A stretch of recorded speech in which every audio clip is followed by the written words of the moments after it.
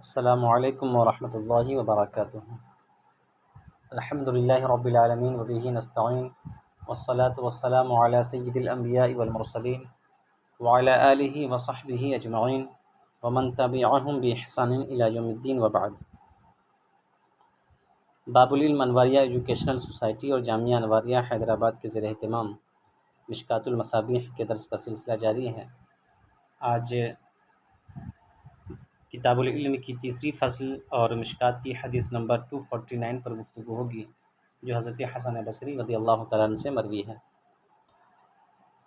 سب سے پہلے آپ یہ جان لیں کہ فن حدیث میں جب بھی مطلقاً حسن بولا جاتا ہے تو اس سے مراد حضرت حسن بصری رضی اللہ تعالیٰ عنہ ہی مراد ہوتے ہیں۔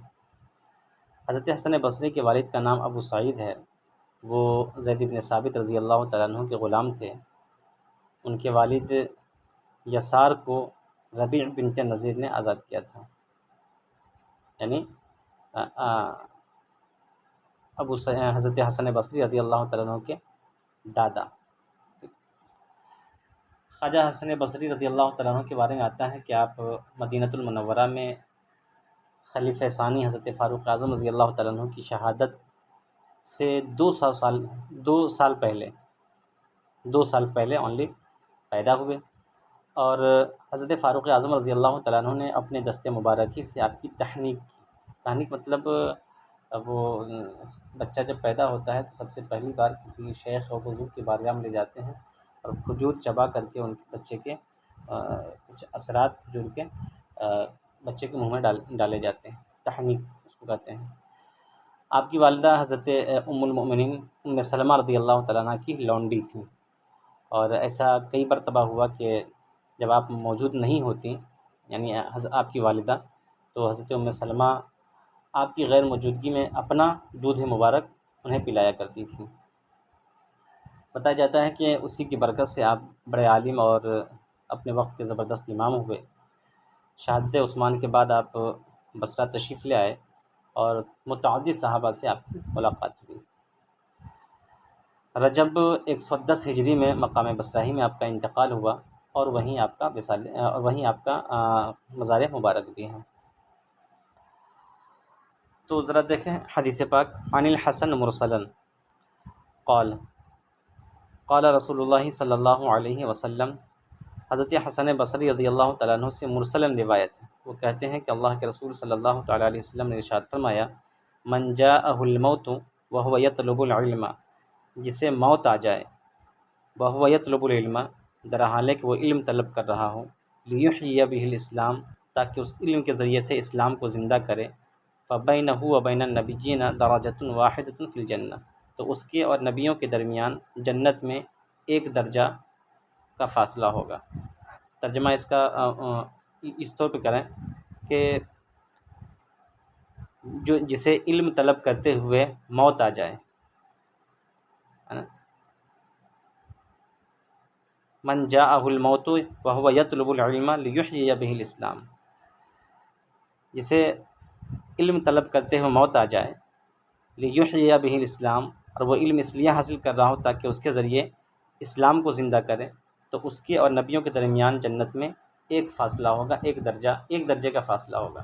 یعنی اس میں فضیلت اور اہمیت بتانا ہے ان لوگوں کی جو احیاء دین کے لیے، احیاء اسلام کے لیے، اسلام کو زندہ رکھنے کے لیے، اس کی تبلیغ و اشاعت کے لیے علم حاصل کر رہا ہو، حصول علم میں منہمک اور مشغول ہو، اور اسی بیچ اس کا انتقال ہو جائے، ہے نا، تو پھر اس کا درجہ اور نبیوں کا درجہ دونوں کے دونوں جنت میں برابر ہوں گے، صرف ایک درجے کا فرق ہوگا، وہ درجہ کیا ہے؟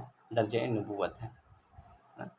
تو ظاہر سی بات ہے کہ جب طالب علم کا یہ مقام ہے، ایسا طالب علم جو عالم نہ بن سکا اور عالم بننے سے پہلے ہی اس کی موت آ گئی، تو پھر علماء دین جو باضابطہ عالم ہو چکے اور جن کی ذات سے احیاء دین ہو رہا ہو، اسلام کی زبردست تبلیغ و اشاعت ہو رہی ہو، پھر ایسے علماء کا کیا پوچھنا، ٹھیک ہے۔ رواہ الدارمی، اس حدیث کی روایت امام دارمی نے کی ہے۔ حدیث نمبر 250۔ وعنہ مرسلا قال سئل رسول اللہ صلی اللہ علیہ وسلم عن رجلین کانا فی بنی اسرائیل. اور حضرت حسن بصری رضی اللہ تعالیٰ عنہ سے ہی مرسلاً روایت. اس میں یہ مرسلاً عام طور پر کسی حدیث کی وہ روایت کیا کرتے ہیں. اس کی وجہ یہ ہے کہ آپ عام طور پہ صحابی کو جو چھوڑ دیتے ہیں تو صحابی کو چھوڑنے کی وجہ یہ بنتی ہے کہ کبھی ایسا ہوتا ہے کسی حدیث کی روایت کرنے والے متعدد صحابہ ہیں. تو جب متعدد صحابہ ہیں تو پھر کسی بھی صحابی کا نام نہیں لیتے ہیں. جب کئی صحابہ ہیں کتنوں کا نام لیا جائے. ایک مقصد یہ بھی ہوا کرتا ہے. دوسرا یہ ہے کہ اس وجہ سے بھی چھوڑ دیتے ہیں کہ انہیں حدیث کی صحت پر یقین ہوا کرتا ہے. ٹھیک ہے، تو اس وجہ سے بھی صحابی کا نام بیچ میں حذف کر دیا کرتے ہیں. تو بہرحال حضرت حسن بصری رضی اللہ تعالیٰ عنہ کا مقام نہایت بلند و بالا ہے.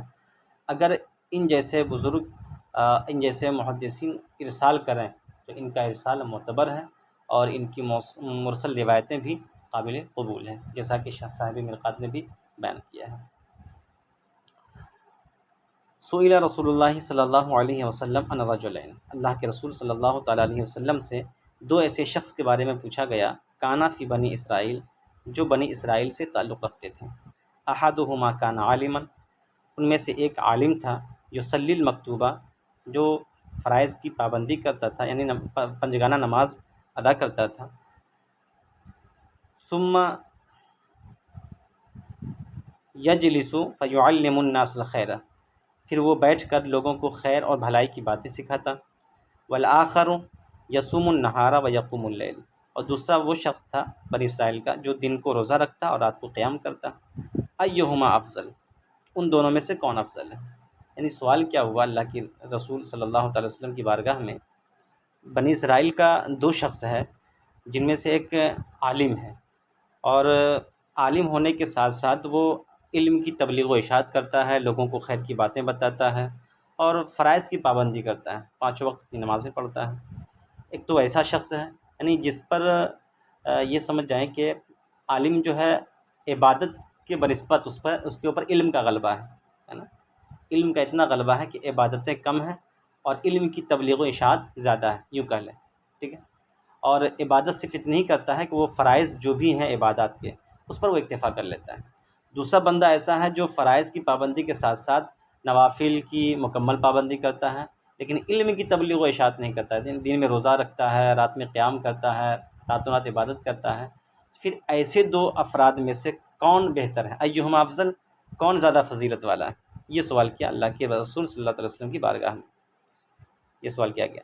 قال رسول اللہ صلی اللہ علیہ وسلم، تو اللہ کے رسول صلی اللہ تعالیٰ علیہ وسلم نے ارشاد فرمایا فضل هذا العالم الذي يصلي المکتوبہ ثم يجلس فيعلم الناس الخير العابد الذي يصوم النهار ويقوم الليل كفضل على ادناكم. تو اللہ کے رسول صلی اللہ تعالیٰ وسلم نے ارشاد فرمایا کہ اس عالم کی فضیلت جو 5 وقتہ نماز کی ادائیگی کرتا ہے، پھر لوگوں کو خیر کی باتیں، پھر بیٹھ کر لوگوں کی خیر کی باتیں بتاتا ہے، اس عابد پر جو کہ دن میں روزہ رکھتا ہے اور رات میں قیام کرتا ہے، ایسے ہی فضیلت ہے کفضل اعلی ادناکم، جیسے کہ میری فضیلت تم میں سے ادنا مخلوق پر. یعنی کہ جس طریقے سے میری فضیلت تم میں سے ادنا مخلوق پر، اس سے پہلے بھی ہم نے اس کی وضاحت کی تھی کہ سب سے اعلیٰ مخلوق صحابہ، پھر تابعین، تبع تابعین، علماء راشدین، ہے نا. ایسے ہی پھر علماء اولیاء صالحین، ان سب کے ہوتے ہوئے لاسٹ میں عوام الناس آتی ہے نا. تو جیسے میری فضیلت، حضور فرماتے جیسے میری فضیلت تم میں سے ادنا مخلوق پر ہے، ایسے ہی ایک عالم جو باعمل ہے، فرائض کی پابندی کرنے کے ساتھ ساتھ لوگوں میں خیر کی تعلیم دیتا ہے، لوگوں کو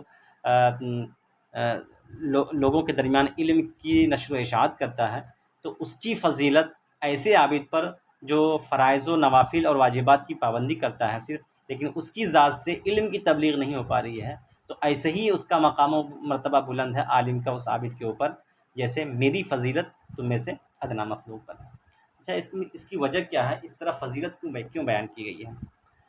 اس کی وجہ یہ ہے کہ علم کا جو فائدہ ہے نا، یہ متعدد ہوا کرتا ہے، اور عبادت کا فائدہ یہ نہایت کہہ سکتے ہیں کہ کم ہوا کرتا ہے. علم کا فائدہ متعدد اس طور پہ ہوتا ہے کہ علم کی اشاعت ہوئی تو اس سے ہزاروں اور سینکڑوں لوگ راہ راست پر آنے کا امکان رہتا ہے. لیکن عبادت میں کیا ہے کہ جو بندہ عبادت کر رہا ہے صاحب عبادت ہی کو اس کا فائدہ ہوتا ہے یا اس کے اثرات چند لوگوں پر مرتب ہوتے ہیں. ٹھیک ہے، اس لیے بھی عالم کی فضیلت عابد پر زیادہ مانی گئی ہے. اور دوسری بات یہ ہے کہ علم یا تو فرض عین ہے یا فرض کفایہ ہے، نفل نہیں ہے، بلکہ کیا ہے، علم یا تو فرض عین ہے یا فرض کفایہ ہے. اور جو عبادات زائدہ ہیں وہ نوافل ہیں، مطلب فرائض کے علاوہ جو عبادت ہے نا، واجبات کو بھی شامل کر لیجیے، فرائض و واجبات، اس کے علاوہ جو عبادت ہے وہ نفل ہیں. تو ظاہر سی بات ہے کہ فرض کا ثواب نفل کے اجر سے کیا ہوگا، زیادہ ہوگا. علم یا تو فرض ہے یا تو فرض عین ہے یا فرض کفایہ ہے. علم کا تعلق فرائض ہی سے ہے، اس میں نفل نہیں ہے. لیکن عبادت میں کیا ہے کہ نوافل ہیں، فرائض و واجبات کے علاوہ نوافل ہیں. تو اب ظاہر سی بات ہے کہ فرائض کا ثواب نوافل کا اجر سے زیادہ ہوا کرتا ہے. تو اس لیے اللہ کے رسول صلی اللہ تعالی وسلم نے ان دونوں افراد میں سے زیادہ فضیلت کس کی بتائی؟ عالم کی فضیلت بتائی. رواہ دارمی، اس حدیث کی روایت امام دارمی نے کی ہے. حدیث نمبر 251، وعن علی رضی اللہ عنہ قال قال رسول اللہ صلی اللہ علیہ وسلم نعم الرجل الفقیہ فی الدین ان احتیج الیہ نفع وان استغنی عنہ اغنى نفسہ. حضرت علی رضی اللہ تعالیٰ عنہ سے روایت ہے، وہ کہتے ہیں کہ اللہ کے رسول صلی اللہ تعالیٰ علیہ وسلم نے ارشاد فرمایا، کیا ہی بہترین شخص ہے وہ الفقیہ فی الدین، جو جسے دین کی سمجھ حاصل ہو، جو دین کا فقیہ ہو. ان احتیج الیہ، اگر اس کی ضرورت پڑے، نفع تو وہ نفع پہنچائے، یعنی لوگوں کو اس کی ضرورت پڑے تو وہ لوگوں کو نفع پہنچائے، لوگوں کو فائدہ پہنچائے. ایسی جگہ ہو جہاں پر کوئی عالم نہیں، لوگوں میں علم کی تبلیغ کرے، ہے نا، اور لوگ اس کی طرف رجوع کریں تو اس کے لیے خیر کا سامان بنے.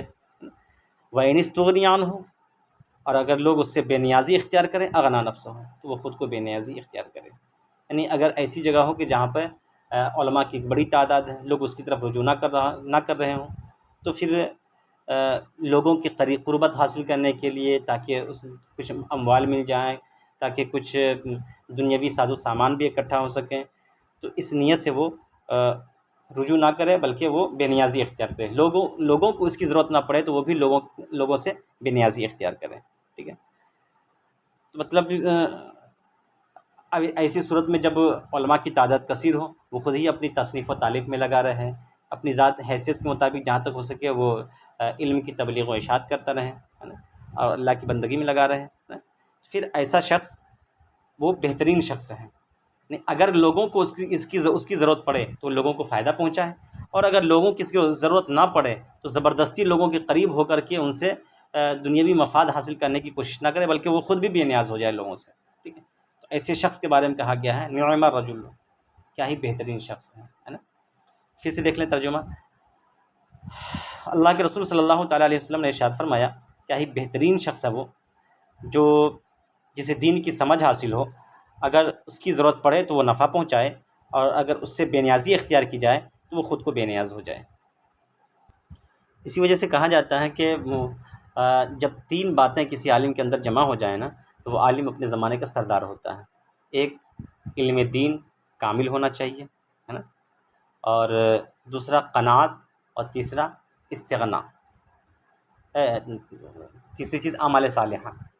تیسری چیز کیا ہے؟ اعمال صالحہ. پہلا علم دین کامل، دوسرا قناعت، وہی بے نیازی، اور چوتھا کیا ہے؟ تیسرا اعمال صالحہ.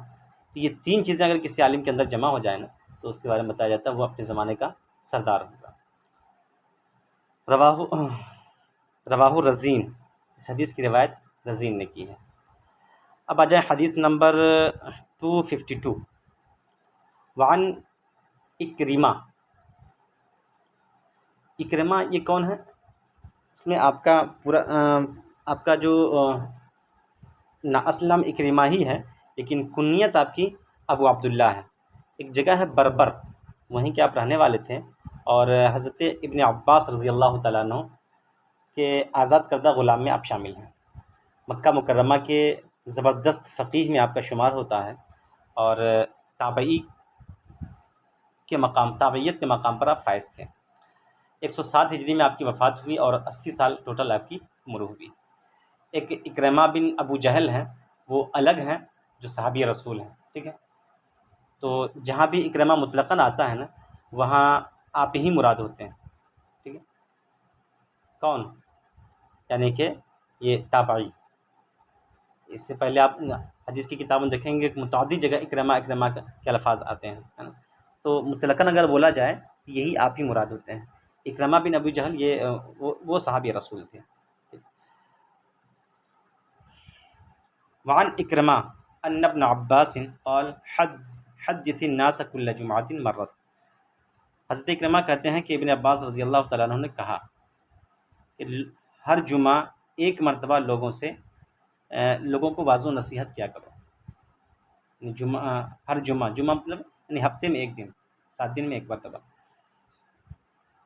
جمعہ بھی ہے اور جمعہ بھی ہے نا، میم کے ضمے کے ساتھ بھی اور میم کے سکون کے ساتھ بھی۔ فَإِنْ أَبَيْتَ فَمَرَّتَيْنِ، اگر تمہیں اس بات سے انکار ہے فمرتن، پھر 2 مرتبہ بیان کیا کرو۔ فَإِنْ أَكْثَرْتَ فَثَلَاثَ مرات، اور اگر تم زیادہ کرنا چاہو تو زیادہ 3 مرتبہ، ہے نا۔ وَلَا تُمِلَّ النَّاسَ هَذَا الْقُرْآنَ، اور لوگوں کو اس قرآن سے اکتاہٹ میں نہ ڈالو۔ وہ کہ یہ بتانا چاہ رہے ہیں کہ ایسا نہ ہو کہ تم ہر دن واضح و نصیحت کیا کرو، ہر دن لوگوں کے درمیان درس و تدریس کی محفلیں سجایا کرو، بلکہ ہفتے میں ایک مرتبہ کافی ہے، جیسے جمعہ کا خطبہ ہو گیا، یا اگر زیادہ پھر 2 سے زیادہ 3 کر سکتے ہیں، 3 سے زیادہ نہیں۔ ایسا نہ ہو کہ آپ ہر روز بیان کرنے لگیں تو اس کی اہمیت کم ہو جائے اور لوگ قرآن کی طرف توجہ نہ دیں، لوگ جو ہے اکتاہٹ میں مبتلا ہو جائیں۔ اسی کو ایک حدیث میں کہا گیا نا، زر غبہ وزدد حبہ، وقفے سے ملاقات کیا کرو اور محبت میں اضافہ کیا کرو۔ جب کوئی چیز بار بار ملتی ہے نا تو انسان اس کی قدر و اہمیت کو کھو دیتا ہے، اس کی اہمیت کو نہیں سمجھ پاتا ہے۔ اسی وجہ سے مشائخ اور بزرگان دین کے بارے میں آپ نے سنا ہوگا، اور خاص طور سے حضرت شیخ عبد القادر جیلانی رضی اللہ تعالیٰ عنہ کے بارے میں آتا ہے کہ آپ ہفتے میں 3 دن ہی نصیحت کیا کرتے تھے، 3 دن آپ کی محفل لگا کرتی تھی۔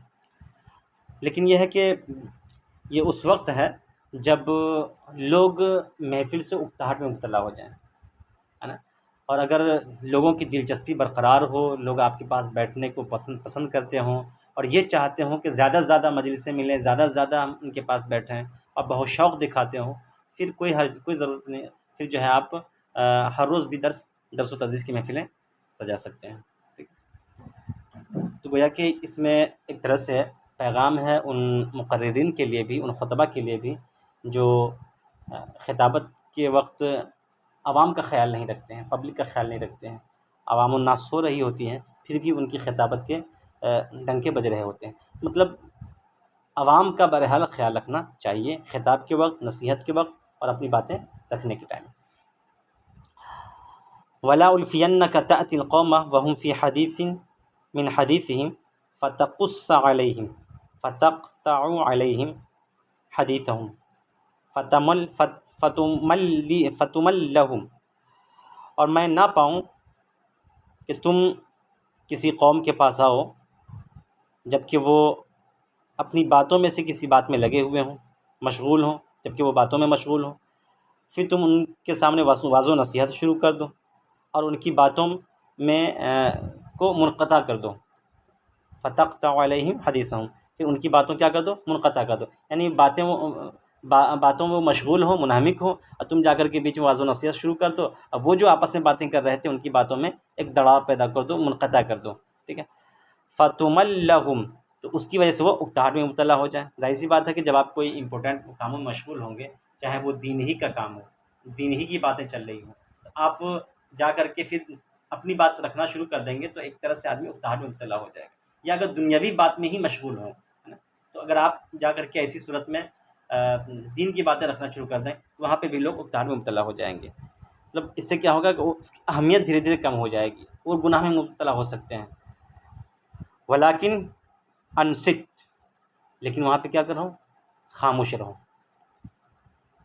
فتملہم پڑھا جائے میم کے کسرے کے ساتھ، ہے نا، کہ تم انہیں اکتاہٹ میں ڈال دو، ولیکن انصت، لیکن بلکہ ایسی جگہ پہ کیا کرو، ایسے مقام پہ خاموشی اختیار کرو، خاموش رہو۔ فَإِذَا أَمَرُوكَ فَحَدِّثْهُمْ وَهُمْ يَشْتَهُونَهُ،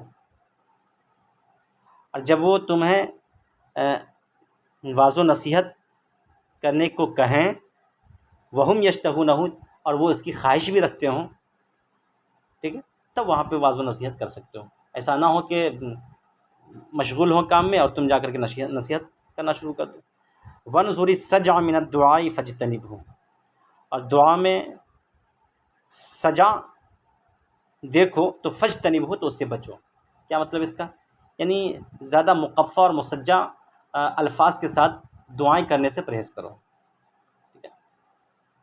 مطلب یہ کہ بہت سے مقامات پہ ہوتا ہے نا کہ لوگ نہایت الفاظ کی بندش اور الفاظ کی تک بندی باندھ کر کے دعائیں کیا کرتے ہیں، اس سے بچنے کی تعلیم دی گئی ہے۔ اچھا، وجہ کیا ہے؟ حالانکہ آپ دیکھیں کہ خود حضور صلی اللہ تعالیٰ علیہ وسلم کی جو دعائیں ہیں وہ عام طور پہ مسجع اور مقفع ہیں، آپ خود دیکھ لیجئے، اور جو خود قرآن کی جو دعا ہے، ربنا آتنا فی الدنیا حسنہ وفی الآخرۃ حسنہ وقنا عذاب النار، ایسے ہی اللہم افتح لی ابواب رحمتک، اللہم افتح علینا حکمتک وانشر علینا رحمتک، تو یہ بھی دعا مسجع ہے۔ تو حضور کی عموماً دعا مسجع ہوا کرتی تھی، مقفع ہوا کرتی تھی، پھر منع کیوں کیا جا رہا ہے یہاں پر مسجع مقفع دعا سے؟ منع کرنے کی یہاں پہ وجہ یہ ہے کہ بتکلف مسجع مقفع نہ کریں، ہے نا، تکلف کے ساتھ زبردستی بنا کر کے، ہے نا، مسجع اور مقفع کلام اس کے ذریعے سے رب کی بارگاہ میں دعا کرنے سے منع کیا گیا ہے۔ حضور نبی کریم صلی اللہ تعالی وسلم سے جو مسجع اور مقفع کلام صادر ہوا کرتے تھے دعا کے وقت، یہ بلا تکلف صادر ہوا کرتے تھے، آپ فی البدی اس طرح کے الفاظ اپنی زبان مبارک سے نکالا کرتے تھے، تو اگر فی البدی نکلے بغیر کسی تکلف کے نکلے پھر اس کی اجازت ہے، اور اگر بتکلف نکالا جائے مسجع مقفع الفاظ دعا کے وقت تو یہ منع ہے۔ منع کیوں ہے؟ اس وجہ سے منع ہے کہ اللہ کی بارگاہ میں آپ کے الفاظ کی تک بندی نہیں دیکھی جاتی ہے، بلکہ آپ کا اخلاص دیکھا جاتا ہے، کس اخلاص کے ساتھ، کس دل جمی کے ساتھ، کس لگن کے ساتھ آپ رب سے کچھ طلب کر رہے ہوتے ہیں، ٹھیک ہے۔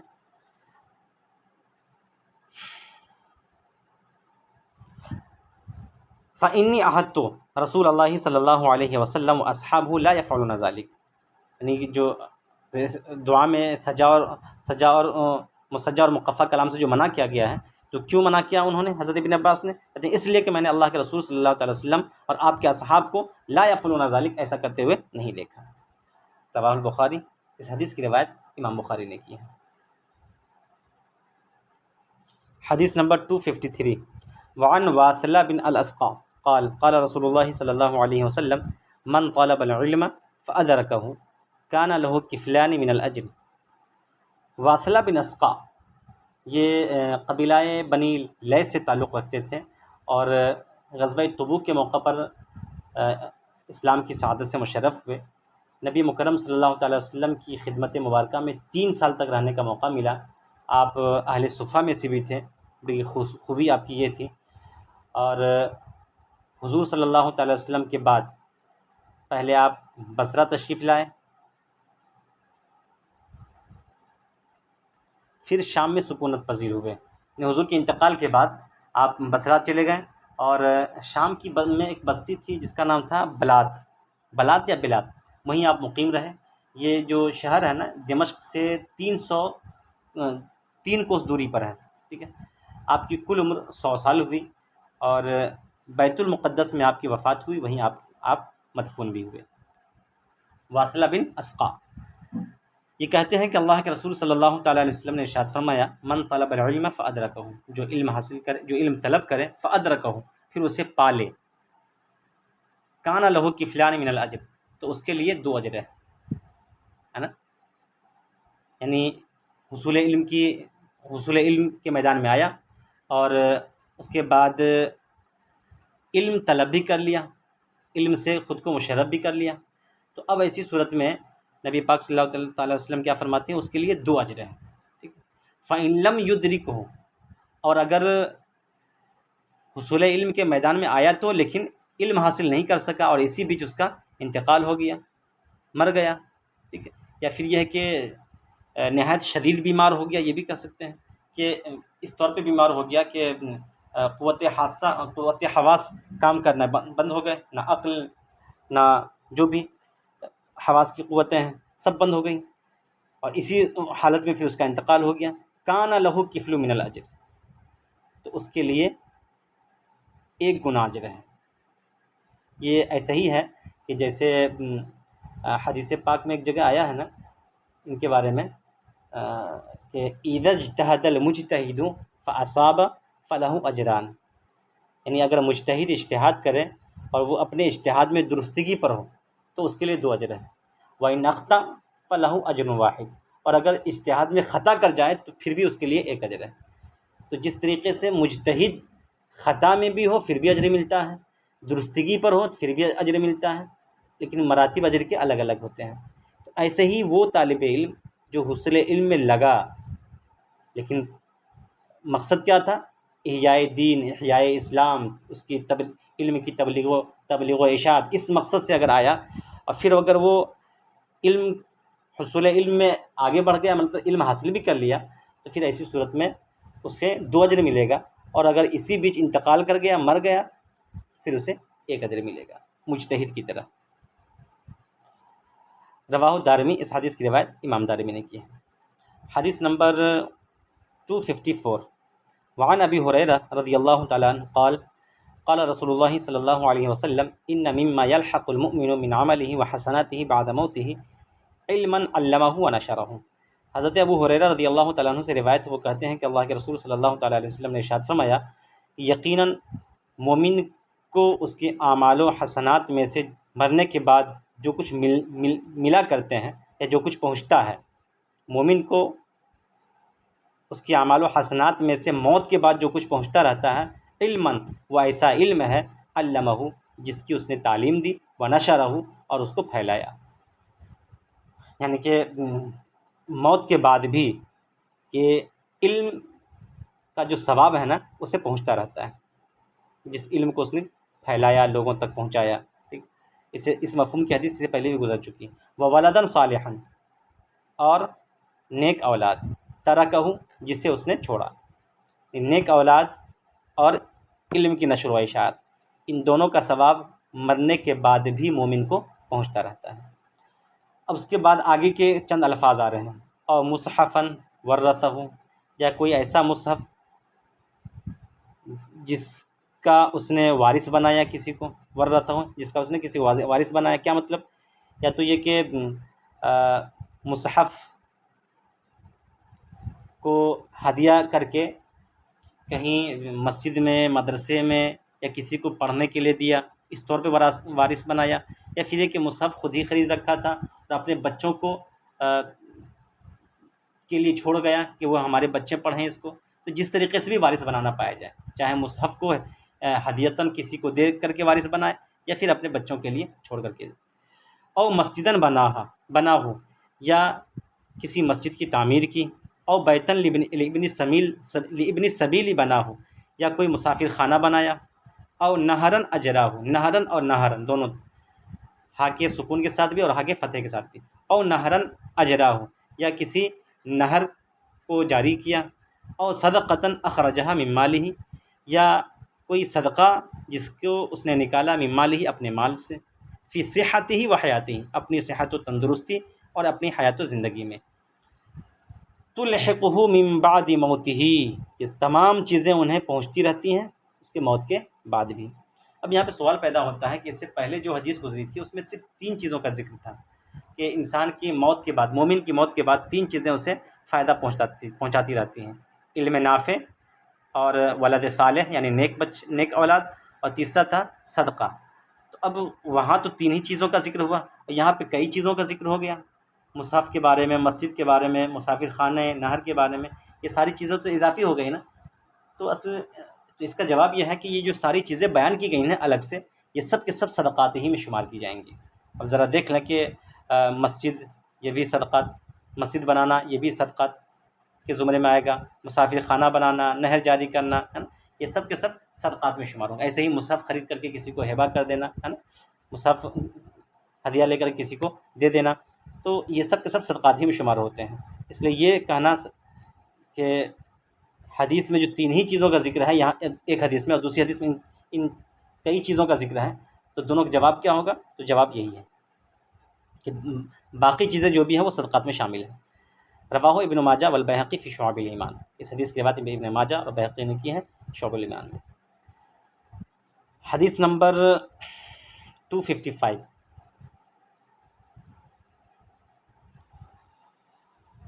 وعن عائشہ انہا قالت سمعت رسول اللہ صلی اللہ علیہ وسلم یقول ان اللہ عز وجل اوحى الی۔ حضرت عائشہ رضی اللہ تعالیٰ عنہ سے روایت ہے کہ وہ کہتی ہیں میں نے اللہ کے رسول صلی اللہ تعالیٰ علیہ وسلم کو یہ فرماتے ہوئے سنا، ان اللہ عز وجل اوحى الی، کہ اللہ رب العزت نے میری جانب وحی فرمائی ہے نا، انہ من سلک مسلکن فی طلب العلم، اور وہ وہی کیا کی کہ وہ وہی یہ تھی کہ جو شخص طالب علم میں کوئی راستہ طے کرے، علم حاصل کرنے کے لیے راستہ طے کرے، سہلت لہ طریق الجنہ، میں اس کے لیے جنت کا راستہ آسان کر دوں گا۔ یعنی گویا کہ ایک طرح سے اللہ کا ایک وعدہ ہے کہ جو حصول علم کے لیے راستہ طے کرے، یعنی حصول علم سے مراد کیا ہے؟ اس سے پہلے ہم اسے بیان کر چکے ہیں کہ مقصد ہونا چاہیے کہ اللہ کی رضا جوئی، اللہ کے دین کی اشاعت اور دینی علوم ٹھیک کو حاصل کرنا، دنیا حاصل کرنا مقصود نہ ہو، یا فخر و مباحت کے طور پہ علم حاصل کرنا مقصود نہ ہو۔ تو اگر اخلاص کے ساتھ اللہ کی رضا جوئی کے لیے کوئی بندہ علم کے راستے میں سفر کرتا ہے تو سہلت لہ طریق الجنہ، تو اللہ کے کیا ارشاد ہے کہ میں اس کے لیے جنت کا راستہ آسان کر دیتا ہوں۔ ومن سلبت کریمتیہ، اور میں جس کی دونوں آنکھیں سلب کر لوں، کریمتیہ جس کی میں دونوں آنکھیں سلب کر لوں، لے لوں، اور اس کے بعد اثبتہ علیہما الجنہ، تو میں اس کے لیے بھی اثبتہ علیہما الجنہ، تو میں اس کے بدلے اسے جنت عطا کرتا ہوں۔ یعنی جس کی میں آنکھیں سلب کر لوں اور آنکھیں سلب کرنے کے بعد وہ بندہ اس پر صبر کرے، تو اس صبر کے بدلے میں اس کو کیا کروں گا؟ جنت عطا کروں گا، کیونکہ آنکھ بہت بڑی نعمت ہے، بڑی عظیم نعمت ہے، اور اس عظیم نعمت کے چھن جانے کے باوجود اگر بندہ صبر کرتا ہے تو اللہ رب العزت اس کے بدلے جنت عطا فرمائے گا۔ اس میں گویا کہ اس سے یہ ثابت ہوتا ہے کہ دنیا کی جو مصیبتیں ہوا کرتی ہیں نا، تو ان مصیبتوں پر اگر بندہ صبر کرتا ہے تو آخرت میں اس کے لیے آسانیاں اور آسائش پیدا ہوں گی، کیونکہ دنیاوی مصیبتیں اخروی مصیبت کی آرام کے لیے سبب اور ذریعہ بن جایا کرتی ہیں۔ اس لیے دنیاوی مصیبتوں پر شکوہ شکایت کرنے کے بجائے انسان صبر کا مظاہرہ کرے۔ ایسے ہی اس سے پہلے جو گزرا کہ اگر بندہ علم کے راستے میں سفر کرے تو میں اس کے لیے جنت کے راستے کیا کر دیتا ہوں؟ آسان کر دیتا ہوں۔ اس میں بھی اس بات کی طرف اشارہ ہے کہ علم کا ہر راستہ جنت کے راستوں میں سے ایک راستہ ہے، ٹھیک ہے۔ بلکہ شیخ مولا علی قاری فرماتے ہیں کہ جنت کے راستے علم کے بغیر مسدود ہیں، بند ہیں۔ جب تک بندہ علم حاصل نہیں کرے گا تو اس وقت تک جنت کے راستے اس کے لیے اوپن نہیں ہوں گے، نہیں کھلیں گے، لیکن بس یہ ہے کہ اخلاص کی شرط کے ساتھ علم حاصل کریں۔ تو وَفَضْلٌ فِي عِلْمٍ خَيْرٌ مِّن فَضْلٍ فِي عِبَادَةٍ، اور علم کی زیادتی عبادت کی زیادتی سے بہتر ہے، یعنی زیادہ سے زیادہ علم حاصل کرنا بنسبت عبادت کرنے کے یہ زیادہ بہتر ہے۔ اس سے بھی علم کی فضیلت اور اس کی اہمیت سمجھ میں آ رہی ہے کہ آدمی ہوتا یہ ہے کہ کبھی کبھی مکمل عبادتوں ہی میں لگا رہتا ہے، حالانکہ علم عبادت ہی کا ایک حصہ علم بھی ہے۔ تو ان دونوں میں بہتر کیا ہے؟ علم۔ اب بہتر کیا ہے، کیوں ہے، اس سے پہلے وضاحت گزر چکی ہے۔ وَمِلَاكُ الدِّينِ الْوَرَعُ، اور دین کی اصل تقوی ہے، الورع تقوی و پرہیزگاری ہے۔ ان اکرمکم عند اللہ اتقاکم، اللہ کے نزدیک سب سے مکرم انسان وہ ہے جس کے اندر اللہ کا تقوی، اللہ کی خشیت زیادہ ہو۔ رواہ البیہقی فی شعب الایمان، اس حدیث کی روایت امام بیہقی نے بھی کی ہے شعب الایمان کے اندر۔ یعنی کہ یہ جو بتایا گیا ہے کہ دین کی اصل تقوی ہے، یعنی دین کی درستگی تقوی و پرہیزگاری میں ہے۔ جس طریقے سے دین کا فساد کس میں ہوتا ہے؟ لالچ میں ہوا کرتا ہے، طمع میں ہوا کرتا ہے، ایسے ہی دین کی صلاح و درستگی کس میں ہوا کرتی ہے؟ تقوی کے اندر ہوا کرتی ہے۔ اب یہاں پر ورع سے مراد کیا ہے؟ یعنی جو بھی اللہ رب العزت نے حرام کیے ہیں ان حرامات، ان محرمات سے بچنا، یہاں تک کہ شبہات سے بھی بچنا، یہ ورع سے مراد ہے۔ ٹھیک، طمع جو ہوا کرتا ہے نا انسان کو عبادت میں ریا اور سماع کی طرف لے جاتا ہے، جبکہ تقوی جو ہوا کرتا ہے ان چیزوں سے بچانے کی وہ کوشش کرتا ہے۔ حدیث نمبر 257، وعن عبد اللہ بن عمر ان رسول اللہ صلی اللہ علیہ وسلم مر بمجلسین فی مسجدہ۔ حضرت عبداللہ بن عمر رضی اللہ تعالیٰ عنہما سے مروی ہے کہ اللہ کے رسول صلی اللہ تعالیٰ علیہ وسلم اپنی مسجد میں دو حلقے کے پاس سے گزرے، یعنی مجلسین، دو حلقہ۔ ایک حدیث چھوٹ گئی 256 کی والی حدیث جو حضرت ابن عباس رضی اللہ عنہما سے مروی ہے، اس کو پہلے دیکھ لیں۔ وعن ابن عباس قال تدارس العلم ساعۃ من اللیل خیر من احیائها۔ حضرت ابن عباس رضی اللہ تعالیٰ عنہما سے مروی ہے، وہ کہتے ہیں کہ علم کا مذاکرہ کرنا، تدارس علم کی درس و تدریس کرنا، علم کا مذاکرہ بھی کر سکتے ہیں، علم کا باہم مذاکرہ کرنا رات کی 1 ساعت میں خیر من احیائها، رات بھر بیدار رہنے سے بہتر ہے۔ یعنی یہ کہ تھوڑی دیر رات کے کسی حصے میں علمی گفتگو کرنا، علمی باتیں کرنا، علمی مذاکرات کرنا خیر من احیائها، رات بھر جاگنے سے بہتر ہے۔ اب احیاء لیل جو ہے رات کا جاگنا، اس کے دو معنی بیان کیے ہیں شیخ محقق محدث دہلوی علیہ الرحمٰ نے۔ ایک معنی تو یہ ہے کہ احیاء لیل کا معنی ہے کہ رات کو زندہ کرنا، اس طور پہ کہ گویا وہ رات جس میں بندہ نہ اٹھے اور نہ نماز پڑھے۔ ٹھیک ہے، ٹھیک ہے، تو ایسی رات کیا ہے؟ وہ مردہ ہے۔ کس سے؟ اب اس کی زندگی کیسے آئے گی؟ تو طاعت و عبادت کرنے سے وہ رات کیا ہوگی؟ زندہ ہوگی۔ مطلب احیاء لیل کا ایک معنی ہے۔ دوسرا معنی یہ ہے کہ رات کے وقت نفس کو، یعنی اپنے آپ کو بیدار کرنا، اس لیے کہ سویا ہوا اور بیکار نفس کیا ہے؟ کس کی طرح ہے؟ مردہ کی طرح ہے۔ تو احیاء لیل یعنی رات کو زندہ رہنا، رات کو جگہ رہنا، بیدار رہنا، یہ بہتر ہے رات کے تھوڑے حصے میں علم کا مذاکرہ رات کے ایک حصے میں، رات کے تھوڑے سے حصے میں، یہ بہتر ہوتا ہے کس سے؟ رات کو بھر جاگنے سے۔ رواہ دارمی، اس حدیث کی روایت امام دارمی نے کی ہے۔ حدیث نمبر 257، حضرت عبداللہ ابن عمر رضی اللہ تعالیٰ عنہما سے مروی ہے کہ اللہ کے رسول صلی اللہ تعالیٰ وسلم مر بمجلسین فی مسجد، اپنی مسجد میں دو حلقے کے پاس سے گزرے، فقال، تو آپ نے فرمایا کلاہما علی خیر، دونوں کے دونوں خیر و بھلائی پر ہیں، واحدہما افضل من صاحبہ، لیکن ان میں سے ایک دوسرے سے زیادہ بہتر ہے۔ اما ہؤلاء فیدعون اللہ ویرغبون الیہ فان شاء اعطاہم وان شاء منعہم، رہے یہ لوگ جو اللہ رب العزت سے دعا کر رہے ہیں اور اس کے مشتاق ہیں، اگر چاہے تو اللہ رب العزت انہیں عطا فرمائے، اور اگر چاہے تو انہیں منع کر دے، روک دے، نہ دے۔ واما هؤلاء فيتعلمون الفقہ، رہے یہ لوگ جو فقہ کی تعلیم دے رہے ہیں، اب العلم، یا علم یعنی شک راوی ہیں، یعنی علم کی تبلیغ کر رہے ہیں یا فقہ کی تعلیم دے رہے ہیں۔ فقہ سے مراد وہ فقہ نہیں جو علم فقہ ہے، بلکہ دین کی سمجھ کے بارے میں بتا رہے ہیں، افہام و تفہیم دین کے معاملے میں۔ وَيُعَلِّمُونَ الْجَاهِلَ، اور جاہل کو تعلیم دے رہے ہیں، فَهُمْ افضل، تو یہ لوگ زیادہ بہتر ہیں۔ وَإِنَّمَا بُعِثْتُ مُعَلِّمًا، اور مجھے تو معلم بنا کر کے بھیجا گیا ہے، یعنی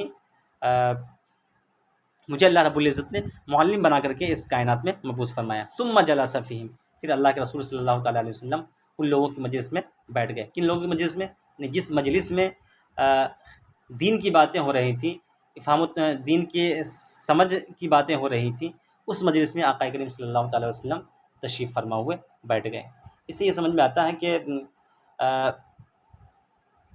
علم کی طلب اور علم کو حاصل کرنا، اس کی تبلیغ و اشاعت کرنا، یہ ذکر و اذکار کرنے سے بہتر ہے، ٹھیک ہے۔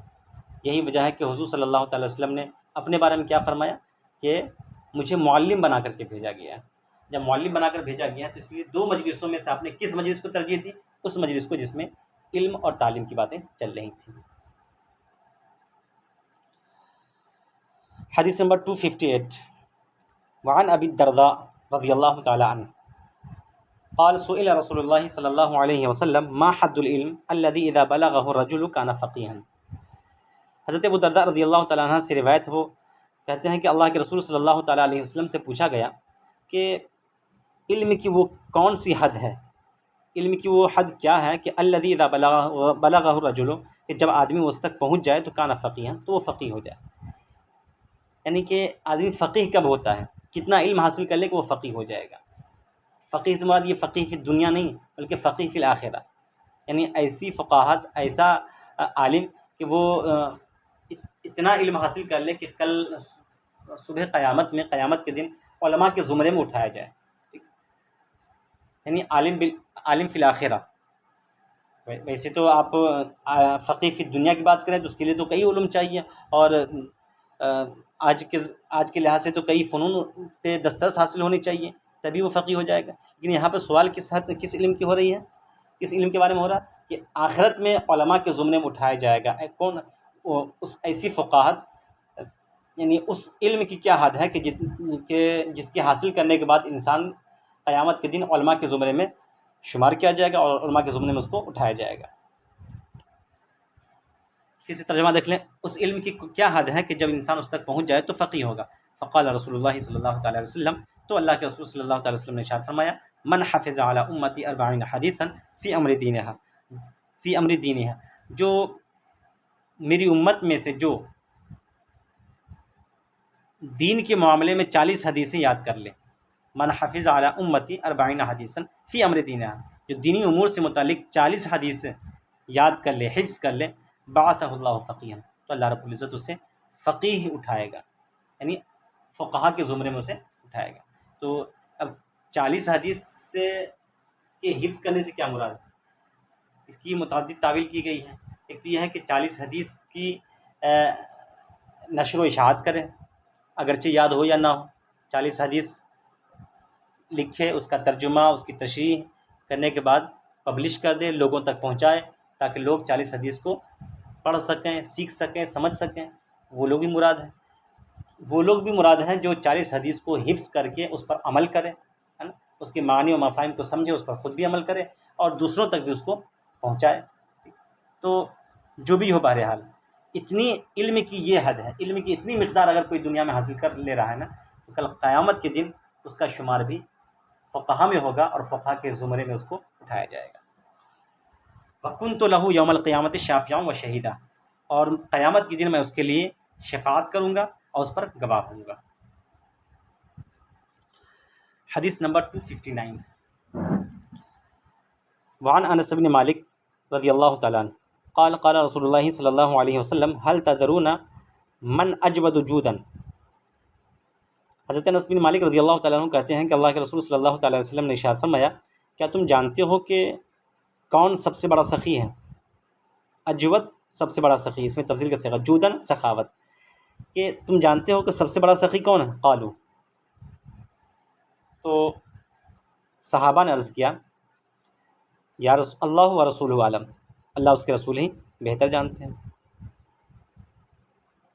قال، تو آپ نے فرمایا، اللہ تعالی اجود جودن، اللہ سب سے بڑا سخی ہے، ثم انا اجود بنی آدم، پھر اولاد آدم میں سب سے بڑا سخی میں ہوں، واجودہم من بعدی، اور میرے بعد جو لوگوں میں سب سے بڑا سخی ہوگا وہ کون ہوگا؟ رجل، ایسا شخص، علم علما، جو علم حاصل کرے، فنشرہ، پھر اس کی نشر و اشاعت کرے، تو وہ سب سے بڑا سخی مانا جائے گا۔ یعنی اللہ کی سخاوت تو بہت بڑی چیز ہے۔ اللہ جواد ہے۔ عرب کے محاورے میں عام طور پر سخی اسے کہتے ہیں جو خود بھی کھائے اور اوروں کو بھی کھلائے، ٹھیک ہے۔ لیکن جواد اس کو کہتے ہیں جو خود نہ کھائے اور اوروں کو کھلائے۔ اسی سخاوت کی تعریف قرآن میں ایک مقام پہ آئی ہے نا،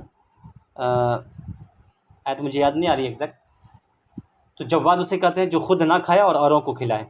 اسی لیے اللہ تعالیٰ کو سخی کے بجائے کیا کہا جاتا ہے؟ جواد کہا جاتا ہے۔ اور سخی کے بالمقابلے کیا ہے؟ بخیل ہے، جو خود کھائے اور اوروں کو نہ کھلائے، وہ کیا ہے؟ بخیل ہے۔ اور جواد کا مقابل کیا ہے؟ ممسک، جو نہ خود کھائے اور نہ کھانے دے، ایسا شخص کیا کہلاتا ہے؟ ممسک کہلاتا ہے۔ تو اللہ رب العزت کی تمام دنیاوی اور اخروی نعمتیں یہ سب دنیا کے لیے ہیں، ہے نا، اس کے لیے نہیں ہے۔ تو اب پھر سے ترجمہ دیکھیں کہ اللہ تعالیٰ سب سے بڑا سخی ہے، پھر اولاد آدم میں بڑا سخی میں ہوں، اور میرے بعد سب سے بڑا سخی وہ شخص ہوگا علم علما، جو علم حاصل کرے، فنشرہ، پھر اس کی تبلیغ و اشاعت کرے۔ یاتی یوم القیامت امیرا وحدہ، تو وہ قیامت کے دن تنہا امیر بن کر کے آئے گا۔ او قال امتا واحدہ، یا حدیث میں ہے امتا واحدہ، یا تنہا امت بن کر کے آئے گا، ہے نا، جیسے حضرت ابراہیم کے بارے میں کہا گیا ہے نا کہ ان ابراہیم کان امتا، تو ایسے ہی وہ شخص جو علم حاصل کرے، اس کی نشر و اشاعت کرے، یا تو تنہا امیر ہوگا، یعنی پوری جماعت ہوگی اس میں تنہا وہ امیر ہوگا، یہ مراد ہے، یا پھر یہ کہ اس کی شخصیت ہی ایک امت کے برابر ہوگی، اتنی اس کی حیثیت ہوگی، اتنا بڑا مقام و مرتبہ ہوگا کہ ایک بڑی میجورٹی، ایک بڑی امت کو جو حیثیت حاصل ہوتی ہے، وہ حیثیت تنہا اس بندے کو حاصل ہوگی۔ حدیث نمبر 260، وعنہ، اور حضرت انس بن مالک رضی اللہ تعالیٰ عنہ سے ہی مروی ہے، ان نبی صلی اللہ تعالیٰ علیہ وسلم قال منہومان لا یشبعان، کہ نبی کریم صلی اللہ تعالیٰ وسلم نے فرمایا کہ دو لوگ، دو بھوکے، منہوم مطلب بھوکے لوگ، دو بھوکے لا یشبعان آسودہ نہیں ہوتے، ٹھیک ہے۔ وہ کون کون سے دو بھوکے ہیں؟ منہوم فی العلم، ایک علم کا بھوکا، لا یشبع من، وہ علم سے کبھی آسودہ نہیں ہوتا ہے، یعنی وہ رات و دن علم حاصل کرنے میں لگا ہی ہوتا ہے، اس کی طبیعت کبھی یہ نہیں چاہتی ہے کہ اب ہو گیا، اب مزید علم حاصل کرنے کی ضرورت نہیں ہے، ٹھیک ہے۔ تو یہ اللہ کی گویا کہ بہت بڑی نعمت ہے، جس کو اللہ نے فرمایا نا قل رب زدنی علما، قل رب زدنی علما، اسی سے کا تعلق ہے۔ اے محبوب آپ فرما دیجئے، کہہ دیجئے اے میرے رب میرے علم میں اضافہ فرما۔ تو علم کا بھوکا وہ کبھی علم سے آسودہ نہیں ہوتا ہے۔ ومنہوم فی الدنیا، اور دوسرا دنیا کا بھوکا، لا یشبع منہا، وہ بھی دنیا سے کبھی آسودہ نہیں ہوتا ہے۔